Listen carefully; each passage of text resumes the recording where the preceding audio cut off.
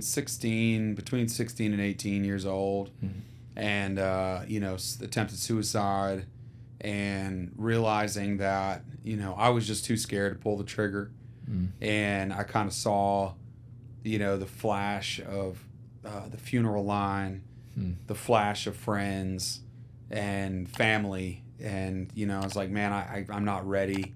I can't do this. And then getting introduced not long after to cocaine, alcohol, and sex, all the things that come along with it. And I just began to escape. Yeah. And I just began to disappear in plain sight. And it was so easy to do that, And then once I found some buddies that loved cocaine also, and my best friend, Ryan, he's dead. December 16th, 2017. He's no longer here. Yeah. And so him and I used for 10 years. And why am I still here? Yeah. Why is he dead? Why did he overdose and not me? We were doing the same drugs. I could have easily snorted or shot up or whatever. And it was him. And so I realized that God had other plans for me, but in that moment, I also didn't understand. For 14 and a half years, my addiction carried on. Yeah. And I still couldn't stop it on my own. That's why when I meet so many people that are like, yeah, I'm sober now, and I'm doing it on my own. It's like, well, good luck. Yeah. I don't believe in luck, but good luck. Because you ain't going to do it for much longer, because you're going to run out. And that's just what I found, is that I don't care how strong you are, how tough you are. Yeah, if you don't have a Savior, if you don't have Jesus. Now, with his passing, was that, you said the 14 and a half years, was that on the front end or the back end? That was on the back end of it. Yeah. I started, when I started at 18, I don't know.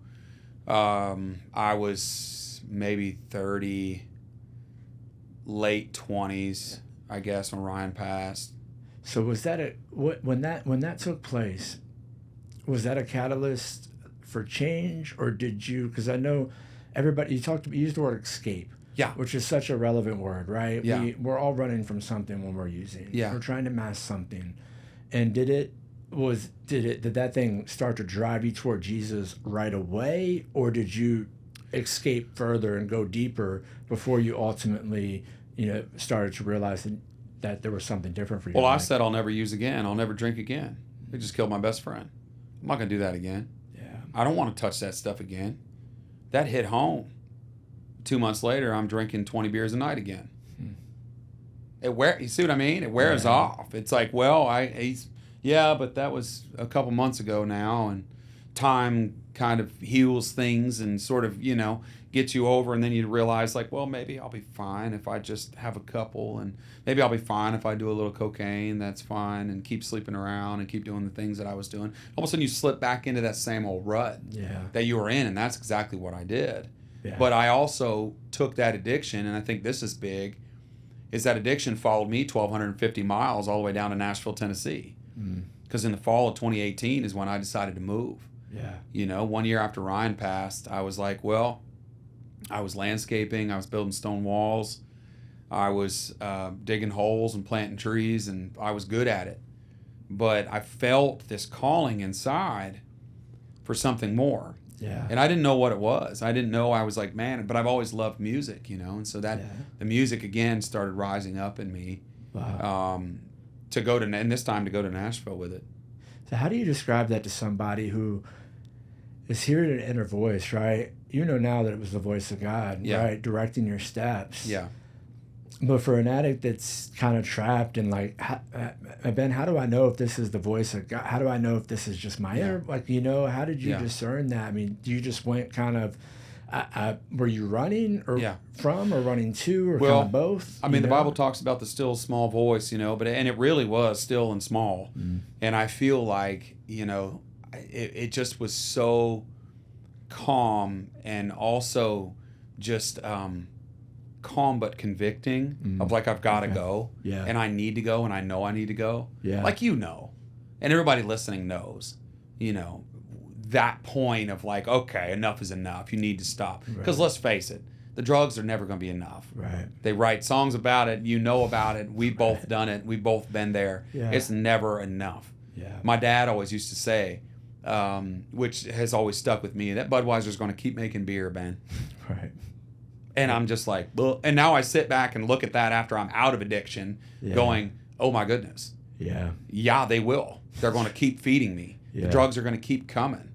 And that was right around when Ryan passed, was not far after that this big fentanyl thing took over. Yeah. You know, and that's when we saw this big shift, because I started, when I was doing cocaine, it wasn't, you know, fentanyl wasn't a concern. Yeah. We had never even talked about it. How old are you? I'm 38. Okay. Yeah. Yeah, About the same just turned age. 38. I Yeah. had to think about that Nice. for a second. Yeah. So, but it like that was it was a new thing Yeah. that had kind of come in, and everyone started being scared about it. Yeah, it's different. It's a different world now. Yeah. Like back Yeah. in the day, you know, we're the same age. It's back in the day. It was like you would have lifelong drug addicts. Yes.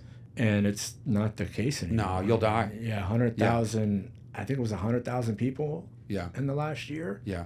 Something to that effect. My statistics may be wrong, but like Yeah. it's been a crazy astronomical number, and it's Yeah. dude, it's so heartbreaking. And you were telling just the lies we tell ourselves. Yeah. You know. Yeah. This time's going to be different. Yeah. I'll drink a little bit, but I'm not going to go back on the hard drugs. Yeah. I'll smoke the meth, but I won't shoot the meth. Yeah. And then the finish lines continue to get further and further out. Of course they do. And that continues to be the run. And so, man, the Lord starts speaking to you, still small voice, right? You're Yeah. kind of in this battle. I imagine there's an internal battle taking place. So what happened in Nashville, right? Is it 2018? Yeah. 2018. Yeah. That you ended up in a church, am I right? Yeah. And how did that take place, man? How did Ben end up running from or running toward, right? Running toward this still small voice, and the Lord drops you in this church, and man, what happens there? He sent a family from Vermont a year before I got there, and this family got established. Their kids went to school. A family you knew? A family I barely knew. Okay. A family that had come to, I'd landscape with their son. Yeah. The Davenport family, they're amazing. And I'd landscape with their son. Had kind of a freak incident. Met them at the hospital. Next thing you know, they come out and support me at some bars and restaurants. Have a meal and kind of sit in the corner. They're the sweet family that kind of just would come and support me. Yeah. And so I didn't really know them all that well, but God had moved them to Nashville. And they called me. It was a fall day, 2019.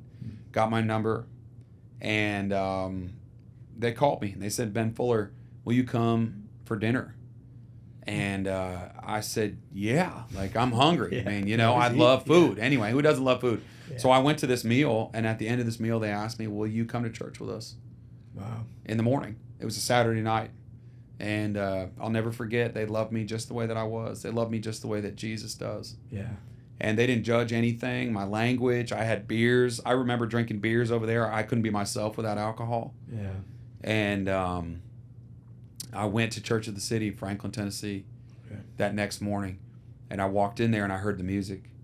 And again, here comes the music. You know, so powerful, rose up inside of me. And I just ran into the auditorium and stood there in the aisle. And I heard the music. Yeah. And the music just spoke to me. And I felt, the only way I could explain it, it's like my feet came off the ground. And as a man who'd been living his life as a secret drug addict hiding in plain sight, I'd never been higher. And I'm like, this is what I want. This is what I need. I had no idea. I'm like, well, I'm going to sing about Jesus Christ for the rest of my life. I have no idea what that looks like. Yeah, I don't know what it sounds like. I don't even know how to do it. Yeah. But I want this. This is what I want. Yeah. And so in that moment, Romans 10:9 says, believe in your heart and confess with your mouth that Jesus Christ is Lord. And if you believe that God raised him from the dead, you'll be saved. Yeah. So I cried out. I said, Jesus, help me. Yeah. I need your help. I don't even know who you are. I don't even know what this is right now, but everybody's hands up, the music playing. Do you remember the sermon that day? Oh, it was John Reddick was on stage singing, Okay. God, turn it around. Yeah. Okay. Give me a break. Yeah. God, turn my life around. Yeah. Yeah. No, it's just that Holy Spirit does that work. That's incredible. I know. Man. Yeah. Yeah. So you And remember I the did. song? Yeah. Yeah, and I did. And he did. I surrendered. Yeah. And I said, I'm done running. Wow. Yeah.